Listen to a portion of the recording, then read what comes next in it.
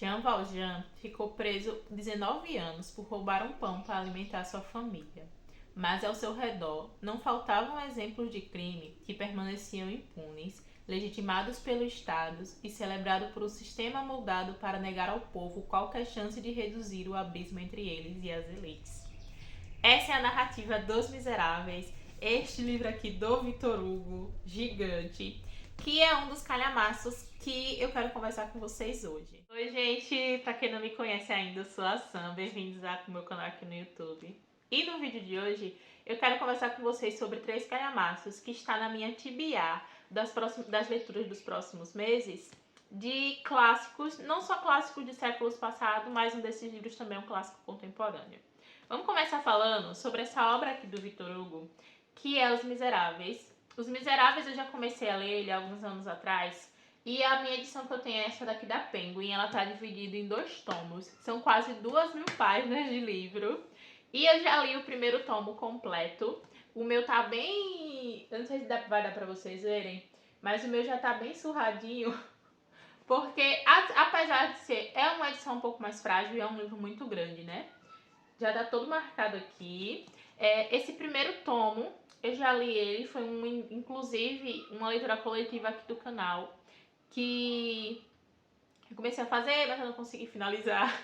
E eu li esse livro lá nas lives da Twitch, né, o tempo que eu lia.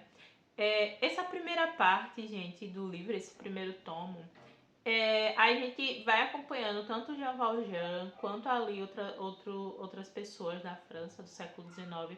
E a gente vai vendo o que a pobreza faz muito com as pessoas, os impactos de elites que negligenciam o seu povo e não estão nem aí para o que as classes mais baixas estão passando, sabe? Jean Valjean é um personagem que ele vai preso por um motivo bobo, né? Ele roubou um pão pra matar a fome da sua família. Ele passou 19 anos ali preso.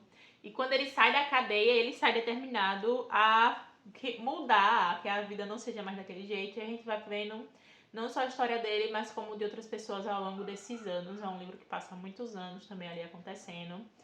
E eu tô empolgada pra voltar. Eu acho que esse é o momento, sabe? Eu tô empolgada e tô esperançosa pra voltar a minha leitura e terminar. Esse segundo tomo aqui, ele vai da página... ele começa exatamente onde o outro livro parou, tá, gente? Ele continua assim, não é... e volta... Não. Ele começa aqui a partir da parte 4, que vai da página 1099 e vai até o finalzinho, são quase, né, 2.000 páginas juntando os 2 volumes. O outro livro é o livro contemporâneo, um clássico contemporâneo daqui do Brasil, Um Defeito de Cor, da Ana Maria Gonçalves. Minha edição é essa edição aqui da Record. Essa edição tem 951 páginas e aqui a gente vai acompanhar uma personagem que ela é sequestrada na África, no reino de Dahomey, onde é o atual Benin hoje. E ela é trazida aos 8 anos para ser escravizada aqui no Brasil. Então a gente vai começar a acompanhar a história dela, os desafios que ela passou aqui no Brasil. Ela foi trazida para a ilha de, qual é o nome?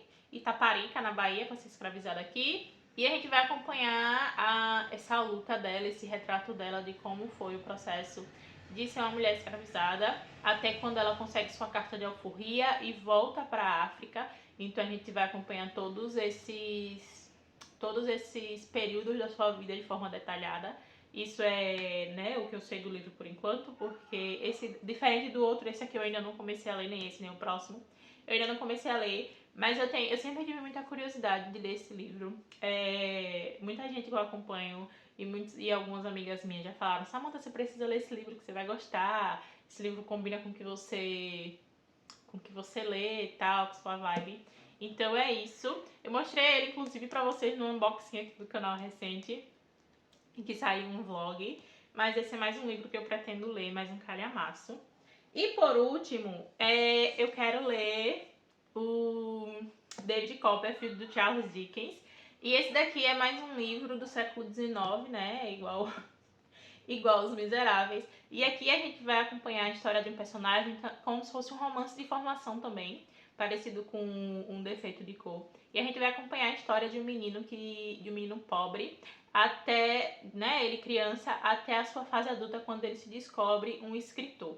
Inicialmente esse livro aqui foi publicado em formato de folhetim, né, que antes muitos livros eram publicados dessa forma inicialmente, para depois, né, juntar tudo. Ele foi... Dizem que aqui tem muitos traços autobiográficos do Charles Dickens, né? E eu tô muito empolgada, eu sempre quis muito ler esse livro aqui do Charles Dickens. E eu sempre fui deixando pra depois, fui deixando pra depois, fui deixando pra depois. E eu acho que chegou a hora, sabe, de ler esse livro.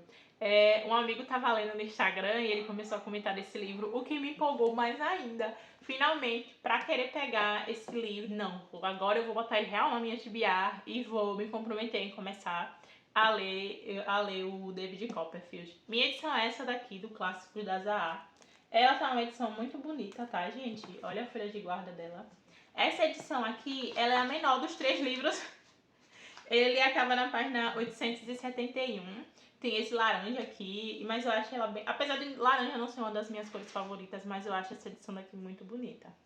Então, gente, esses são os 3 calhamaços que estão aqui na minha lista de próximas leituras e próximos calhamaços clássicos, né? Que eu quero ler. Me conta aqui embaixo se vocês já leram algum desses 3 livros e o que vocês acharam. Se vocês também gostam de ler livros gigantes, gostam de ler calhamaços, o que é considerado calhamaços pra vocês? Porque tem gente que diz que a partir de 500 páginas já é calhamaço. Mas o menor desse daqui tem 800 e poucas páginas, né? Mas eu tô empolgada pra ler todos esses livros.